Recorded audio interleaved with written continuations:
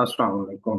उम्मीद है आप लोग खैरियत से होंगे। Class 11th mathematics chapter number 1 को हम लोग डिस्कस कर रहे थे। एक्सरसाइज 1.5 के लास्ट टाइम हमने क्वेश्चन नंबर 10 से लेकर क्वेश्चन नंबर 16 तक क्वेश्चन हल किए थे। आज का जो हमारा क्वेश्चन है question number 17। If z1 and z2 are different complex numbers with z2 modulus is equal to 1, then find z2 minus z1 upon 1 minus z1 conjugate multiply z2 whole modulus। अगर हमारे पास z1 और z2 हमारे पास दो मुख्तलिफ complex numbers हों जिसमें z2 का जो मॉडुलस हो 1 के इक्वल हो, देन हमने फाइंड करना है इसकी वैल्यू। सबसे पहले हमें जो चीज़ें गिवन है, z2 का मॉडुलस 1 के इक्वल है। अगर इसी मॉडुलस का हम स्क्वायर लेंगे अगेन, वो भी हमारे पास 1 ही रहेगा। सो कंसीडर करते हैं जी z2 minus z1 upon 1 minus z1 conjugate into z2 उसका मॉडुलस। सो z2 माइनस z1 अपॉन, अब चूंकि z2 का जो मॉडुलस है वो 1 के इक्वल है, अगर स्क्वायर लें फिर भी वो 1 ही रहेगा। 1 की जगह पर हम लिख सकते हैं z2 उसका मॉडुलस उसका square minus z1 conjugate into z2। Next step में z2 minus z1 upon z2 उसका मॉडुलस उसका स्क्वायर, ये इक्वल होता है z2 का कॉन्जुगेट। अगर हम इनको मल्टीप्लाई करें तो ये आता है हमारे पास z2 उसका मॉडुलस उसका स्क्वायर। इसकी जगह पर हम पुट कर सकते हैं z2 का कॉन्जुगेट, साथ में आ जाएगा माइनस z1 का conjugate into z2। Next step में z2 माइनस z1 उसका मॉडुलस मॉडुलस आ जाएगा अलग, न्यूमरेटर का मॉडुलस अलग हो जाएगा और डिनोमिनेटर का मॉडुलस अलग हो जाएगा। नेक्स्ट स्टेप पर z2 minus z1 upon denominator में से z2 को हमने कॉमन लेना है, तो ये आ जाएगा z2 कॉमन आ जाएगा, बाकी बचेगा z2 उसका कॉन्जुगेट माइनस z1 उसका कॉन्जुगेट साथ उसका modulus. Next z2 minus z1 उसका मॉडुलस अपॉन, अब z1 z2 का मॉडुलस किसके इक्वल होता है जी, z1 का मॉडुलस अलग z2 का मॉडुलस अलग। इसी तरीके से डिनोमिनेटर में z2 का मॉडुलस अलग हो जाएगा और साथ में z2 conjugate minus z1 conjugate उसका मॉडुलस अलग आ जाएगा। अब चूंकि हमारे पास z2 का जो मॉडुलस है वो 1 के इक्वल है, डिनोमिनेटर में z2 के मॉडुलस की जगह पर हमने 1 पुट कर देना है, तो ये आ जाएगा z2 माइनस z1 उसका मॉडुलस अपॉन 1 माइनस z2 उसका कॉन्जुगेट माइनस z1 उसका कॉन्जुगेट। नेक्स्ट स्टेप पर z2 माइनस z1 उसका मॉडुलस अपॉन, ये आ जाएगा जी z का कॉन्जुगेट का अगर मॉडुलस लें और z का मॉडुलस लें तो वो इक्वल होते हैं, तो इसकी जगह पर हम लिख सकते हैं z2 उसका कॉन्जुगेट माइनस z1 उसका कॉन्जुगेट। सो अगर z1 माइनस z2 उसका हमारे पास कॉन्जुगेट हो तो ये इक्वल होते हैं z1 का कॉन्जुगेट अलग माइनस z2 का कॉन्जुगेट अलग। जेड जेड का अगर डबल कॉन्जुगेट लें, एक कॉन्जुगेट लिया हुआ है फिर अगेन उसका कॉन्जुगेट लें तो वो जेड के इक्वल आ जाता है। ये आ जाएगा z2 माइनस z1 उसका मॉडुलस अपॉन z2 उसका कॉन्जुगेट उसका दोबारा हम अगर कॉन्जुगेट लें तो वो फिर भी हमारे पास किसके इक्वल आएगा, जेड के इक्वल आएगा माइनस z1, इसका भी हमने दो दफा क्या लिया है जी, कॉन्जुगेट लिया है। तो z2 माइनस z1 उसका मॉडुलस अपॉन z2 का डबल हमने कॉन्जुगेट लिया है तो ये आ जाएगा z2 के इक्वल आ जाएगा, और z1 का अगर दोबारा हमने दो दफा कॉन्जुगेट लिया है तो ये z1 के इक्वल आ जाएगा। न्यूमरेटर और डिनोमिनेटर हमारे पास सेम है तो ये एक दूसरे को कैंसिल कर देंगे, तो बाकी हमारे पास आंसर आएगा 1।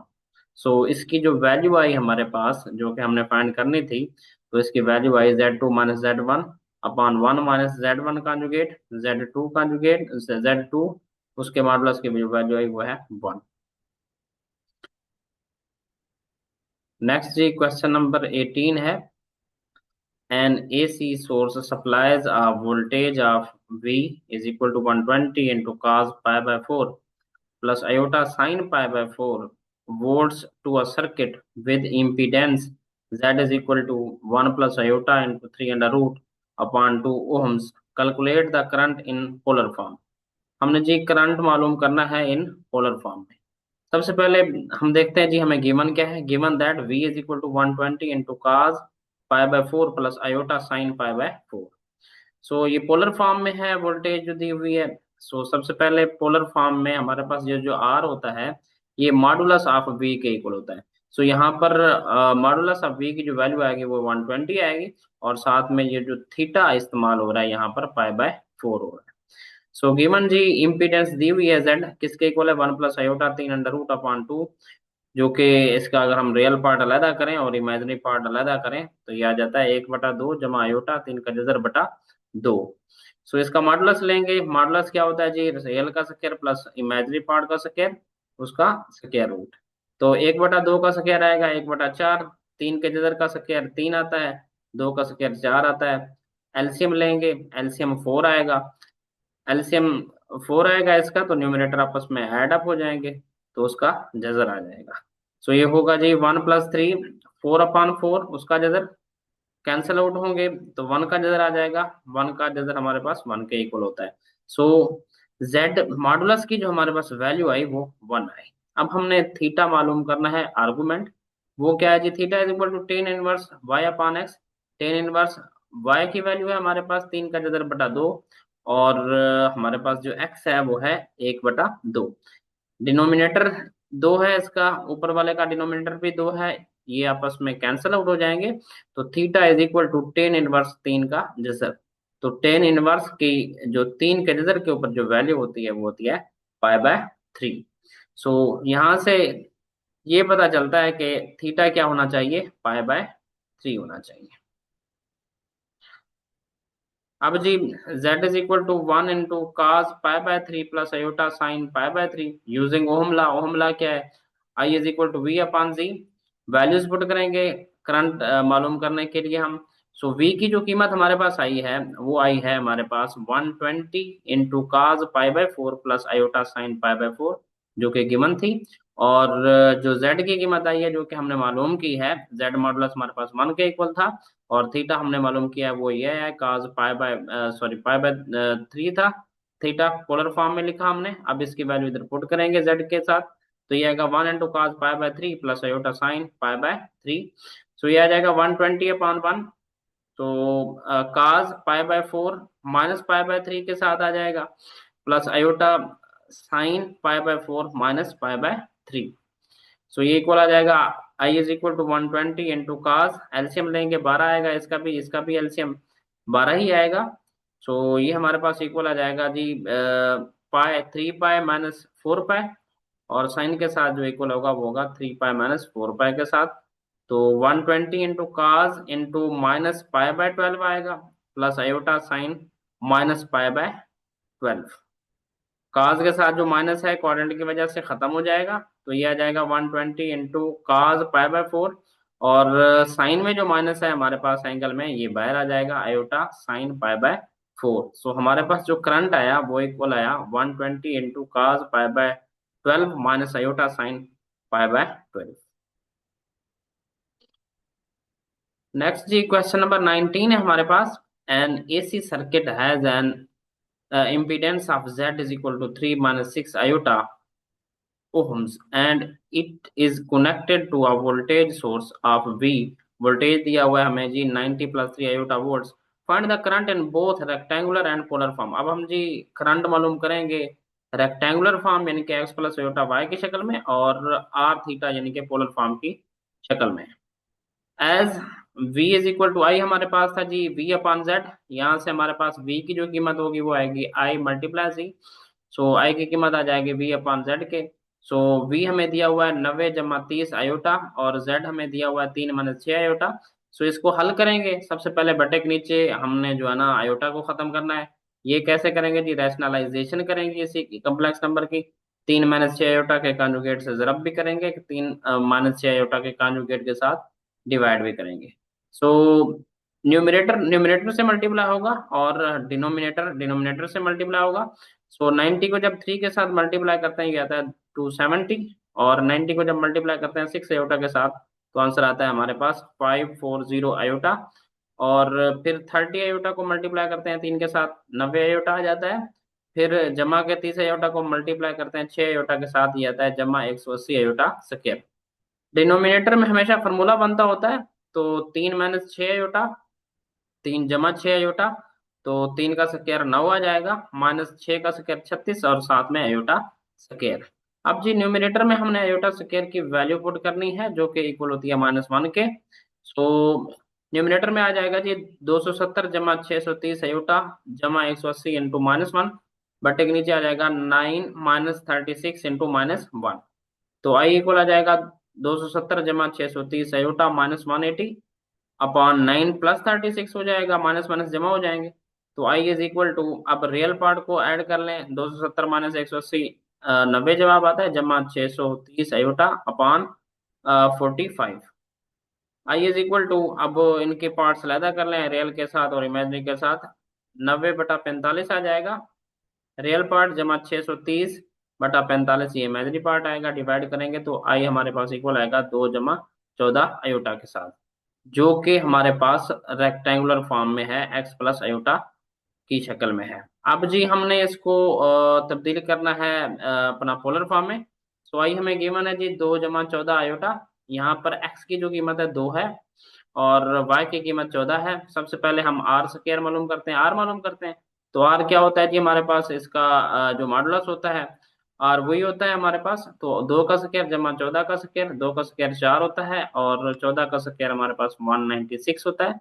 सो आर स्क्वायर इक्वल आ जाएगा 200 के, जजर लेंगे तो ये आ जाएगा 200 का जजर, 200 के जजर को हम लिख सकते हैं 100 ज़रब 2। तो 100 का जजर अलहदा हो जाएगा और 2 का जजर अलहदा हो जाएगा। 100 का जजर हमारे पास 10 होता है और 2 का जजर एज इट इज आ जाएगा। Next we find theta, in other words argument of Z. तो वो क्या है जी हमारे पास, theta is equal to tan inverse Y upon X. Tan inverse Y की कीमत 14 है और एक्स की कीमत 2 है। तो थीटा इक्वल आ जाएगा टेन इनवर्स 7। तो थीटा की जो वैल्यू आएगी वो आएगी 81.87 degree. So Z is equal to x plus iota y, जो कि इक्वल होता है, पोलर फॉर्म होती है ये, r into cos theta plus iota sine theta. तो जेड की कीमत आ जाएगी, आर हमारे पास आया है जी 10 2 का जजर इंटू काज थीटा की वैल्यू 81.87 डिग्री जमा आयोटा साइन थीटा की वैल्यू थी हमारे पास 81.87 degree, which is required polar form. Next Z हमारे पास क्रिप्टोग्राफी है, question number 20।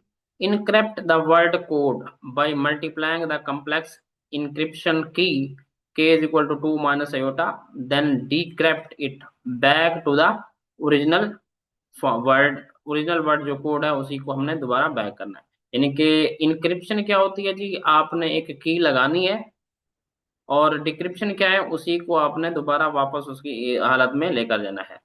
So each letter of alphabet is assigned are numerical values as follows. अब देखें ए 1 के न्यूमेरिकल के इक्वल आता है, बी 2 के, इसी तरीके से सी की जो वैल्यू है वो 3 के इक्वल होती है, ओ जो हमारे पास है 15 के इक्वल होता है, डी हमारे पास 4 के इक्वल होता है और ई हमारे पास 5 के इक्वल है। First, we assign each letter in the word code a complex number with zero imaginary part. So सबसे पहले ये जो हमारे पास कोड में जो सारे वर्ड्स दिए हुए हैं, इनको हमने एक कम्प्लेक्स नंबर बनाना है जिसका इमेजिनरी पार्ट क्या होगा, 0 होगा। The encryption and decryption are shown in the table below. ये नीचे टेबल बनी हुई है। सबसे पहले लेटर लिखे हुए हैं जी, कोड CODE। सो सी तीसरा अल्फाबेट है, इसको हम कम्प्लेक्स नंबर बनाएंगे तो इसको लिख सकते हैं 3 - 0 आयोटा। और ओ हमारे पास 15वें नंबर पर है, तो इसको हम कम्प्लेक्स नंबर कैसे बना सकते हैं, 15 - 0 आयोटा। डी हमारे पास चौथे नंबर पर है, तो इसको कम्प्लेक्स नंबर कैसे बनाएंगे, 4 - 0 आयोटा। ई हमारे पास 5वें नंबर पर है, तो इसको कम्प्लेक्स नंबर कैसे बनाएंगे जी, 5 - 0 आयोटा। अब जी हमने इनक्रिप्ट करना है इसको, लॉक करना है। कैसे करेंगे, z इनक्रिप्टेड इक्वल होगा z मल्टीप्लाई के, ये जो हमें k की वैल्यू दी हुई है क्वेश्चन में, इसके साथ हमने इसको क्या करना है, इनक्रिप्ट करने के लिए मल्टीप्लाई करना है उस कम्प्लेक्स नंबर के साथ। तो 3 - 0 आयोटा मल्टीप्लाई होगा 2 माइनस आयोटा के साथ, तो आंसर आएगा हमारे पास 6 - 3 आयोटा। 15 - 0 आयोटा मल्टीप्लाई होगा 2 माइनस आयोटा के साथ, ये आंसर आएगा 30 - 15 आयोटा। 4 जमा 0 अयोटा मल्टीप्लाई होगा 2 - अयोटा के साथ, तो ये आएगा हमारे पास 8 - 4 अयोटा। 5 जमा 0 अयोटा मल्टीप्लाई होगा 2 - अयोटा के साथ, तो आंसर हमारे पास आएगा जी 10 - 5 अयोटा। अब जी इनक्रिप्ट हो गया, लॉक हो गया आपका कोड। अब आपने क्या करना है, इसी को डिक्रिप्ट करना है, जेड डिक्रिप्ट। वो क्या होगा जी, जो इनक्रिप्टेड वैल्यूज हैं दोबारा आपने उसी को के से डिवाइड कर देना है। सो डिवाइड करेंगे डिक्रिप्टेड, सो हमारे पास जो इनक्रिप्टेड वैल्यू थी हमारे पास 6 - 3 अयोटा सी की, तो इसको डिवाइड करेंगे 2 - अयोटा के साथ, दोबारा वही आंसर आएगा 3 जमा 0 अयोटा। 30 - 15 अयोटा डिवाइड करेंगे 2 - अयोटा के साथ, 15 जमा 0 अयोटा आएगा। 8 - 4 अयोटा को डिवाइड करेंगे 2 - अयोटा के साथ, तो ये इक्वल आएगा 4 + 0 अयोटा। 10 - 5 अयोटा को डिवाइड करेंगे 2 - अयोटा के साथ, तो ये आएगा 5 जमा 0 अयोटा। अब जी ये दोबारा से एक कम्प्लेक्स नंबर आप देख सकते हैं बन गया, जिसमें हम लिख सकते हैं 3 जमा 0 अयोटा को सी, 15 जमा 0 अयोटा को लिख सकते हैं ओ, 4 जमा 0 अयोटा को डी लिख सकते हैं, 5 जमा 0 अयोटा को ई लिख सकते हैं। सो सबसे पहले जी हमने इसको इनक्रिप्ट किया, और फिर हमने इसी को डिक्रिप्ट किया, दोबारा उसी हालत में वापस लेकर आए। नेक्स्ट जी क्वेश्चन नंबर 21 है, कंसीडर द कम्प्लेक्स इंक्रिप्शन की। हमें दी हुई है k is equal to 3 - 3 aorta.